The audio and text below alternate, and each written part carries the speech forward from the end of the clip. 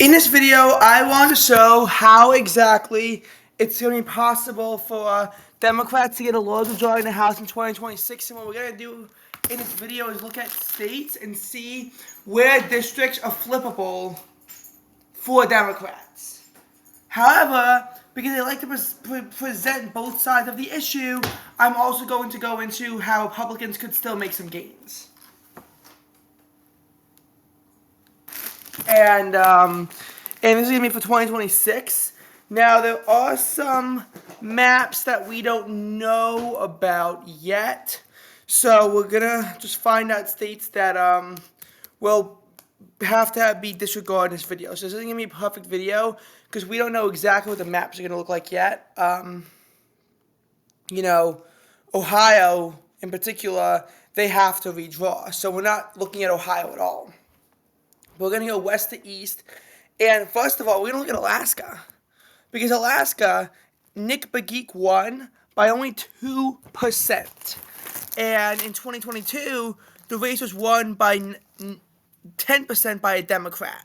Now, the Democrat actually won it through a special election, in a previous August, where Mary Potota won by flipping the seat. She won by about 3% over Sarah Palin, who was already unpopular, and she won the seat after a Republican had held it for over 50 years. And Mary Potota, if she runs for this race, could certainly make it very competitive. Now, we don't know what she's running for in 2026. We don't know yet. She says she's likely to run for governor of Alaska, and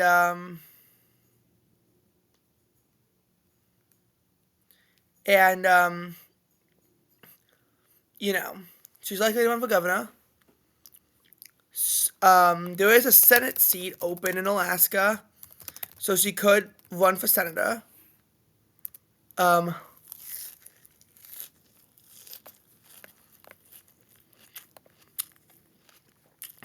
she's looking for Alaska.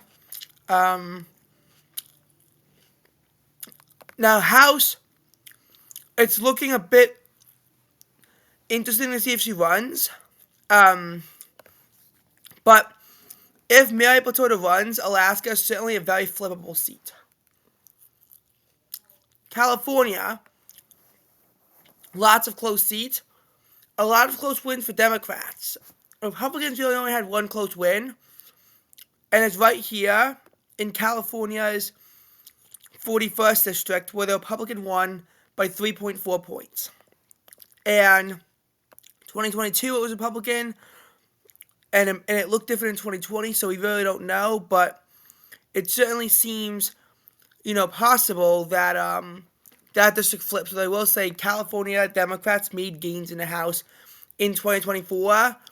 So seats like California's 13th in particular, could very well be more competitive. Same for California's 27th and some of the districts down by the LA area, like California's 49th and California's 47th, could also very well be competitive and pick up opportunities for Republicans. And that's actually a lot of this on the West Coast. A lot of the close wins, like Oregon's 5th district, in Oregon and in Washington, the 3rd district, are very flippable because for the Republicans. And the Oregon Democrats actually made a gain on a seat in 2024. Whereas in Washington, they picked up the 3rd district in 2022. Granted, they redistricted it significantly, but still. Nevada, again, the 3rd district is vulnerable for Democrats.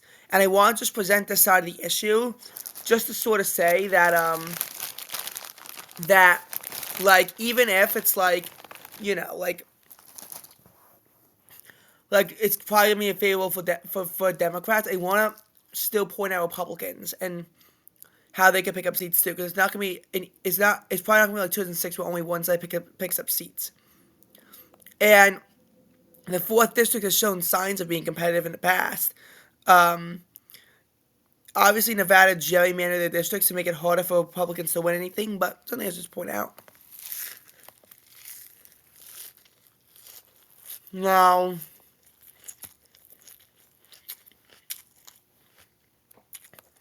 Montana's first district.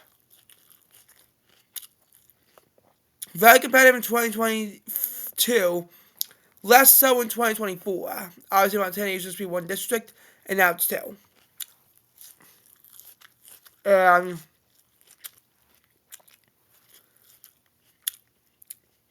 this was such a close race. And I think in 2024, it became less close. But, put it in a Republican wave, and who knows what happens. Because Montana's first district is more urban, as you can see on the map. More urban districts generally tend to favor Democrats. And Democrats could potentially eye it as a pickup opportunity because it's been competitive in the past. Now, I'm not saying that's likely to flip, but strong enough blue wave is possible. And I'm really basing this video off of what's possible. Now, Utah is severely gerrymandered. And I do mean like severely. Like in 2020, the 4th district was close. And in 2018, it was won by a Democrat. But then they basically made it where all 4 districts are solidly Republican now. And Democrats tried to sue it in court, and they couldn't. So no pickup opportunities for Democrats in Utah. Arizona, on the other hand, 2022, Republicans made gains in the state. Before, Democrats had a 5-4 edge that they won in 2018. But now, Republicans made gains with the likely gerrymandering of the map.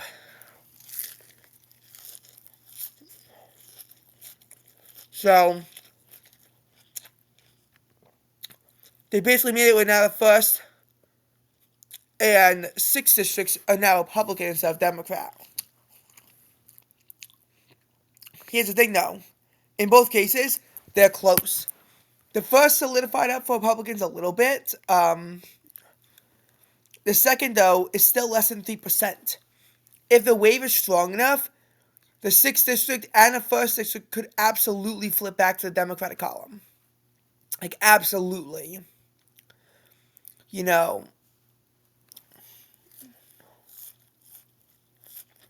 Now, New Mexico.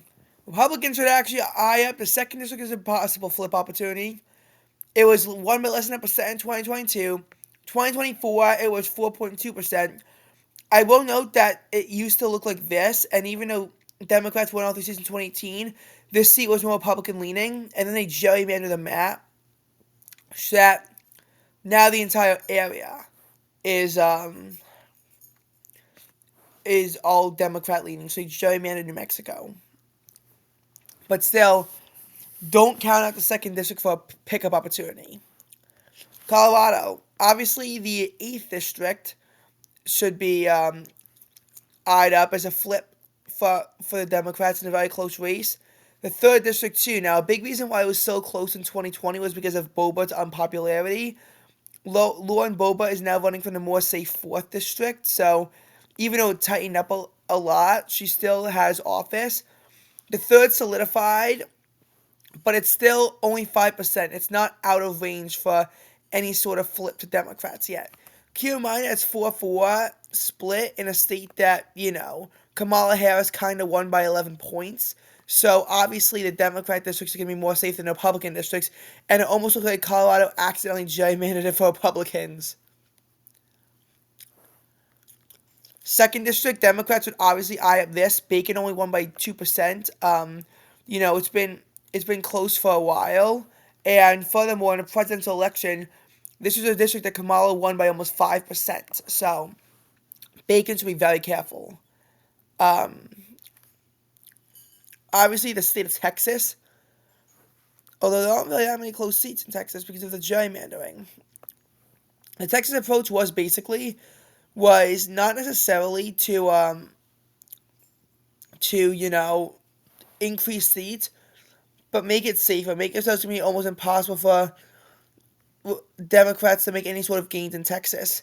And Republicans, the 34th district is still sort of in play. With how much it nailed up, like it's still sort of in play. Even though I don't think it's going to flip because those 3.5% in a Republican friendly environment, so imagine what's going to be in a Democrat friendly environment. In Louisiana, Arkansas, Missouri are not really going to say the same, but Iowa.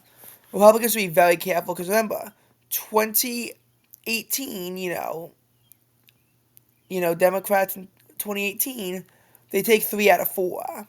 But in 2020, Republicans win 2 back. Then 2024, they redraw it, so Republicans have all 4 seats now. The 4th is completely out of play. Only reason why it was even in play in 2018 was because Steve King was an anti-Semite. Even on the old maps, it was safe for Feenstra. The 3rd district barely flipped, and then the 2nd and 1st became more solidified for Republicans. Now, the 1st district sort of showed up a little bit, but the 1st is now back to a razor thin margin. When Miller Meeks won it. In 2022, she actually won it convincingly after a very close race in, 2020. But now it's back to being really close. So the 1st and 3rd districts should be eyed up as Democrat pickup opportunities, especially the 1st district. Minnesota is also, actually, no, it's not. Really nothing can flip in Minnesota. Wisconsin, though, the 3rd district, 2.7 points for Republicans, and it's, been held by Democrats at 4, and it's barely flipped to Republicans. They should be very careful. Illinois, there's really no pickup opportunities. Kentucky and Tennessee really don't have any opportunities. Same for Mississippi and Alabama. Indiana, not really anything. But Michigan, there is. The 7th district came down to 3.7 points, and it was held by Democrats beforehand. So, that's a district that I think could flip. Ohio, we don't know what maps are going to look like yet. Georgia, we saw, not really anything that could happen. It used to look like this, and then they gerrymandered it to gain an extra seat out of it. So I wouldn't expect any changes in Georgia. Florida, again, not really anything. If anything's going to flip, it's Florida's 23rd district going to Republicans, which could happen given how much Florida has shifted to the right in recent years. In North Carolina, the only vulnerable seat could be if Republicans somehow further expand their majority by getting the 1st district. That's really the only opportunity for them to expand. Virginia, obviously, you have the 2nd district, which is close for Republicans. The 7th and 10th district were close for Democrats. But I would say it's more likely that the 7th winds up flipping than the Democrat districts. There really aren't too many opportunities in the Northeast for anything to happen. In New Jersey, you probably have the 9th district that could flip, but I doubt it. And I guess don't totally rule out the 7th flipping. Because remember, the New Jersey maps used to look different when Democrats had more seats in the state.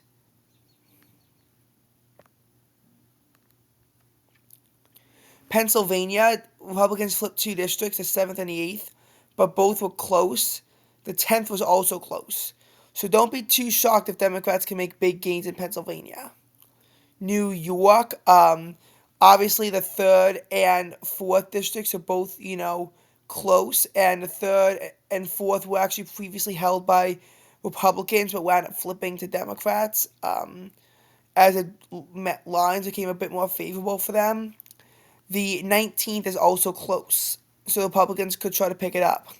But on the other hand, some of the seats they have to defend, not the easiest in the world. I mean, I still think that they'll get it done, but you know.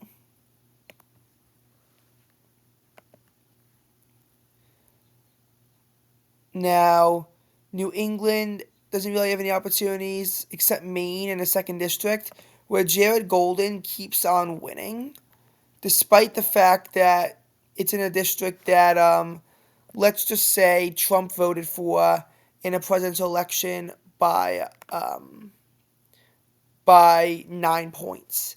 So Republicans should absolutely eye it up as a possible pickup opportunity. Um, New Hampshire was sort of gerrymandered so purposefully that it's going to be almost impossible for, Democrats to really lose any of these seats.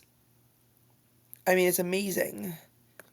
And it's just Republicans were the ones who actually made a map.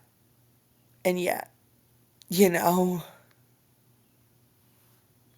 just find that funny. But if you are to look at the 26 U.S. House elections, what should we expect? Because as of now, we have, these seats as crossovers that have Republican incumbents that Harris won and Democratic incumbents that Trump won. Um, Ohio, we have a new map, and there is litigation that's pending for the maps of Utah, Georgia, Florida, and Arkansas. Um, so we don't know what those maps are going to do. Now, for these election ratings, you'll sort of see where the toss-ups are and see that Republicans do have a bit of an edge. Like the third district, they think is going to stay Democratic, and they also say that the seventh district is probably going to stay Democratic in Virginia, and same for the 34th in Texas and the 5th in Oregon that I've hinted at.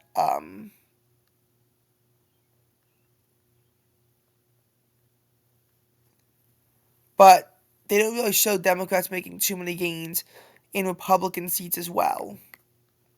But I think that Democrats should be more optimistic than these polls are saying. And I really think they could gain like 20-ish seats.